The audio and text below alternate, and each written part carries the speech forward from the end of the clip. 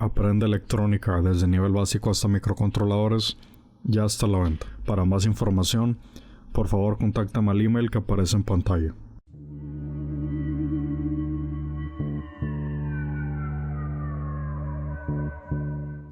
¿Qué tal, gente? Y bienvenidos a Electrónica Avanzada. En esta ocasión les traigo un review muy importante del osciloscopio digital Tektronix TDS210. Ahora, ¿por qué es tan importante este review? Bien, esto es porque este es uno de los osciloscopios más importantes en el campo digital, obviamente, que han existido. Y posteriormente en el video vamos a mencionar por qué. En este video, aparte de mencionar esto, vamos a ver todas las funciones, vamos a ver las características, los pros, los contras y demás. Este osciloscopio es, como pueden ver, de 2 canales. Es de un ancho de banda de 60 MHz y tiene una frecuencia de muestreo de 1 gigasample por segundo. Ahora, esto es muy importante que chequen antes de comprar un osciloscopio digital. La frecuencia de muestreo es lo que determina la cantidad de muestras por segundo que obtiene el osciloscopio. Entonces, ¿qué significa esto? Que entre mayor sea la frecuencia de muestreo, mayor es la cantidad de muestras pequeñas que obtiene al muestrear una onda. Esto puede ser crucial porque una baja frecuencia de muestreo significa menos información que obtiene. Y esto puede significar también a lo mismo que podríamos estarnos perdiendo cierta información que puede ser crucial en el funcionamiento y que puede ser peligroso o puede ser determinante de que un circuito funcione o no. Entonces siempre hay que revisar que la frecuencia de muestreo sea por lo menos 10 veces en comparación al ancho de banda. Ahora, pues en este caso, este osciloscopio solo requeriría de 500 megasamples por segundo o 500 millones de muestras por segundo. Pero pues tenemos que considerar de que no sabemos que si esta frecuencia de muestreo es por canal o compartida entre los 2 canales, lo cual obviamente no es así, obviamente es compartida entre los 2 canales, ya que este osciloscopio es del 97, entonces no podemos esperar gran cantidad de procesamiento en un equipo como estos. Este es, como lo aclama aquí, real time o en tiempo real. Fue de los primeros osciloscopios digitales en implementar este tipo de características. Ahora, ¿por qué este osciloscopio digital es tan importante? Porque fue el que introdujo este tipo de layout o este tipo de estructura. Como pueden ver, el osciloscopio es increíblemente pequeño. Pero, dirán, ¿esto qué tiene impresionante si hoy en día todos los osciloscopios tienen este tipo de características de que son pequeños, tienen una alta compatibilidad respecto a las funciones que poseen? Es tan importante porque, primero, este osciloscopio es del 97. Estamos hablando de que ya va a cumplir 21 años. Y ahorita en la pantalla les voy a mostrar cómo eran los osciloscopios digitales de esa época. Y van a darse cuenta de por qué este es tan importante. Esos osciloscopios digitales eran muy grandes, tenían el tamaño muy similar al de un osciloscopio analógico. Esto significaba, pues, como ya lo hemos mencionado, problemas, ya que ocupan demasiado espacio y consumen más poder paralelamente. Y aunque tal vez este osciloscopio no tenga las mismas características o prestaciones de lo que tendría, por ejemplo, el TDS 540, que es de la misma época, pero infinitamente más grande. Este posee, aparte de la característica de tener un footprint o un tamaño muy reducido para esa época, este tiene una pantalla TFT. Igual como ven en la imagen, en esos osciloscopios se usaban CRTs, aunque eran CRTs distintas a las de un osciloscopio analógico, ya que el analógico era diseñado especialmente para trazar ondas de esa aplicación, pero en este caso los osciloscopios digitales empleaban los CRTs como parecido a una televisión, tener una imagen procesada digitalmente, todo era procesamiento digital, tenían un menú, bla bla bla. este tiene lo mismo, pero con la diferencia de que usa un TFT, y esto es básicamente lo que le permite tener este tamaño tan reducido. Si no fuese por las CRTs, los demás osciloscopios también podrían tener un footprint reducido, pero pues no es el caso. Y bien, ahora vamos a ver las características de este osciloscopio. Como pueden ver, tenemos pues los controles convencionales de un osciloscopio digital. Tenemos los controles verticales del osciloscopio, volts por división del canal 1, canal 2, menú de matemáticas, menú del canal 1, menú del canal 2, posición vertical.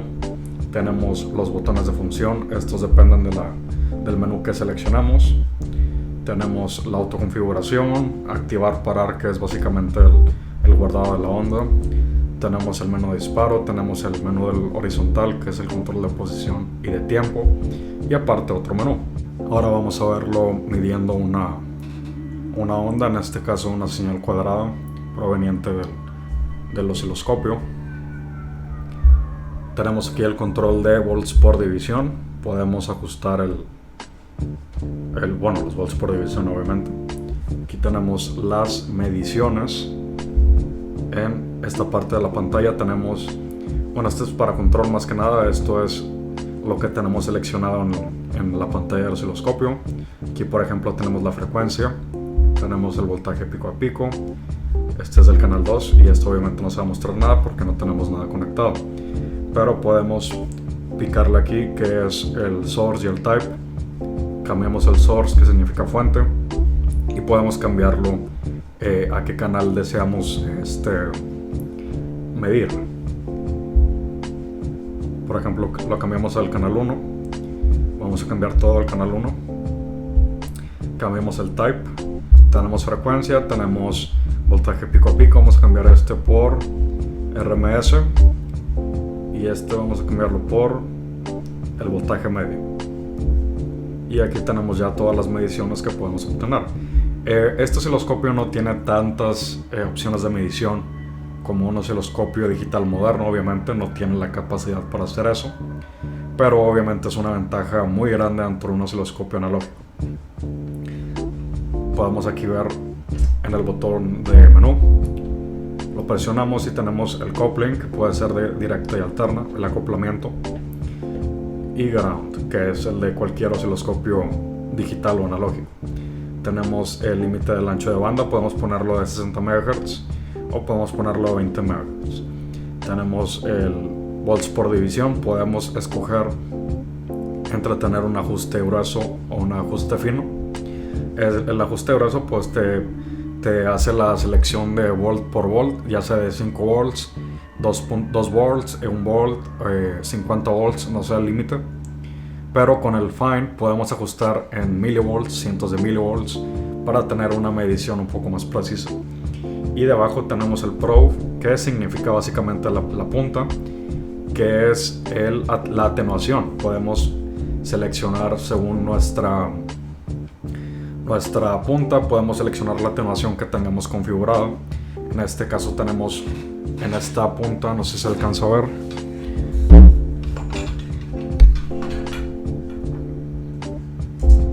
tenemos una atenuación de, creo que no se alcanza a apreciar, pero tenemos una atenuación de 10x.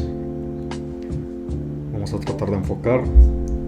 Y ahí se aparece que está en 10x y tenemos el 1x. ¿Qué significa esto? Bueno, la atenuación es básicamente un divisor de voltaje.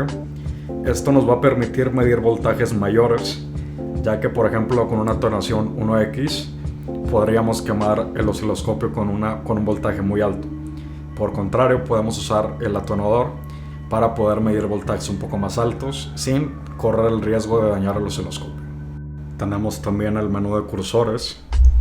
Los cursores son muy importantes porque esto nos permite hacer mediciones entre puntos, ya sea de voltaje o de tiempo. Ahorita vamos a ver. Vamos a seleccionar type. Podemos seleccionar entre voltaje y tiempo. Primero vamos a empezar con voltaje y la fuente es canal 1.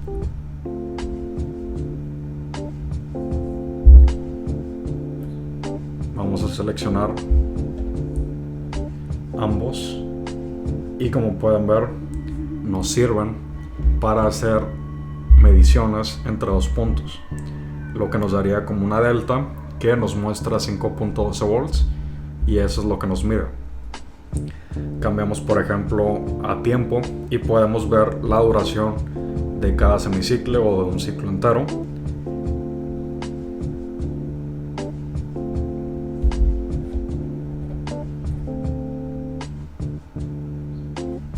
Aquí lo tenemos que dura 540 microsegundos aproximadamente, lo que es casi 2 kHz.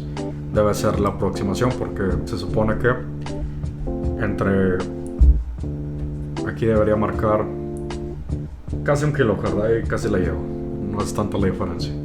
Por 20 Hz se pasa, o más bien le faltan, pero esto no es todo. Esto nos es muy útil para, por ejemplo, medir el rise y el fall time.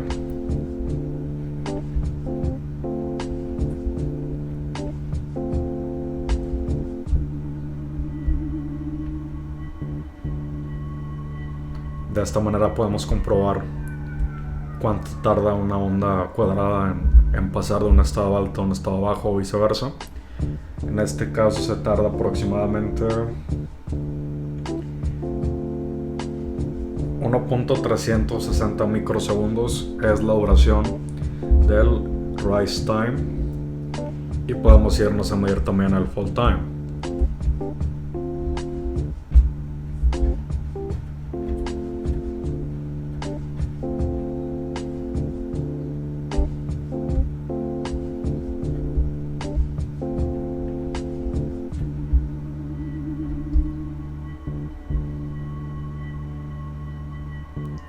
Y tenemos más o menos una duración igual, tarda lo mismo en subir y en bajar. Entonces esto es lo importante de esta función de cursores, ya que podemos medir distancias entre tiempo o voltaje y de esta manera hacer pues mediciones especiales, por ejemplo un pico de voltaje, ver cuánto mide ese pico y ver si es potencialmente peligroso para el circuito o no. De igual manera checar tiempos de subida y bajada o viceversa. Es una herramienta muy útil en todo osciloscopio digital. Otra función que es pues fundamental en un osciloscopio digital es el guardado de onda. El guardado de onda es pues básicamente guardar la onda en un disparo o en una selección manual. Esto para poder analizarla posteriormente. Y bueno, o sea, esto no es tan importante para una función repetitiva como en este caso que tenemos una onda cuadrada, pues no es como que necesario hacer esto. Pero por ejemplo en una señal de comunicación serial sí es importante porque la señal solo aparece una vez y ya se esfuma. Por eso mismo es importante tener una función como lo es el guardado de onda. Vamos a ver algo muy importante en este caso y uno de los problemas más grandes de Tektronix de ese tiempo e incluso de hoy en día.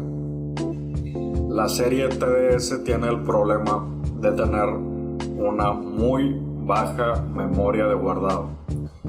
Este osciloscopio en particular tiene 2.5 kilopoints o 2.5 mil puntos de guardado de onda de memoria.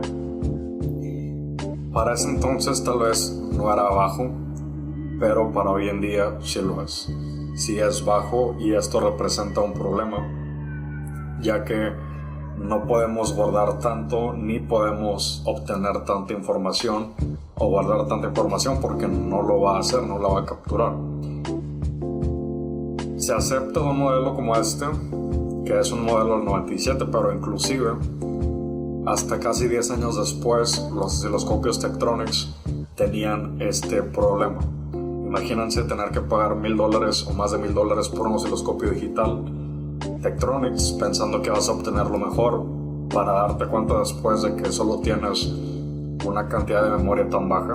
Pues sí era un problema en ese entonces y fue lo que hizo que Tektronix perdiera el reinado por casi una década o más de una década. respecto a los osciloscopios digitales. Pero bien, dejémonos de charla y vamos a ver cuál es la característica de este osciloscopio. Este es el botón para poder guardar la onda. Aquí le damos en parar. Aquí podemos ver stop, significa que ya se guardó.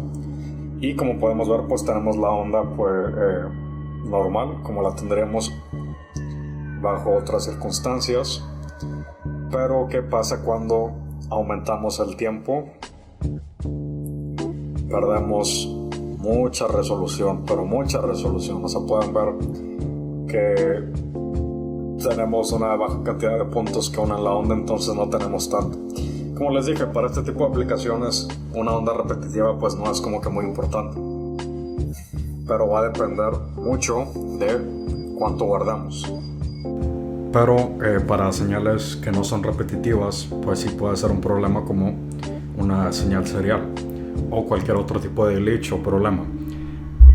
Le damos en parar y vuelve a la adquisición normal. Le damos en parar otra vez y pues ya tenemos una captura de mayor resolución, pero va a pasar lo mismo. Vamos a disminuir el tiempo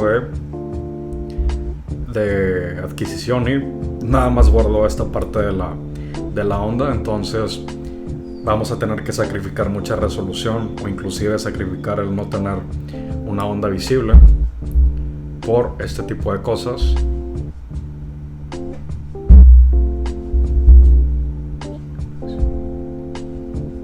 De igual manera le damos otra vez y pueden ver que solo adquirimos esta parte de la onda, pero si disminuimos el tiempo de adquisición, pues podemos tener una resolución un poco mayor. Igual vamos a darle otra vez aquí. Tenemos alta resolución, pero solo capturamos esta parte. Activar otra vez y ahí lo vemos. Y bien, lo que queda de ver del osciloscopio pues son los menús. Tenemos por ejemplo el de matemáticas, tenemos el de utilidades, que no es tan complejo. Adquisición, en el de adquisición podemos poner muestra, detector de picos, el average, que es el promedio, y la cantidad de promedios que tenemos que hacer. Este osciloscopio, como podrán ver, es muy sencillo, lo que lo hace también al mismo tiempo muy sencillo de utilizar, pero podemos estar perdiéndonos de algunas funciones o aplicaciones que tendría un osciloscopio digital moderno de gama media o alta. Para concluir con el review, vamos a mencionar los puntos positivos y los puntos negativos. Para empezar con los positivos, es un osciloscopio muy pequeño, realmente no ocupa mucho espacio. Obviamente en la cámara se ve más grande de lo que realmente es, pero créanme que es un osciloscopio que es muy pequeño, compacto, ligero y consume poca electricidad. Otro punto positivo es el precio.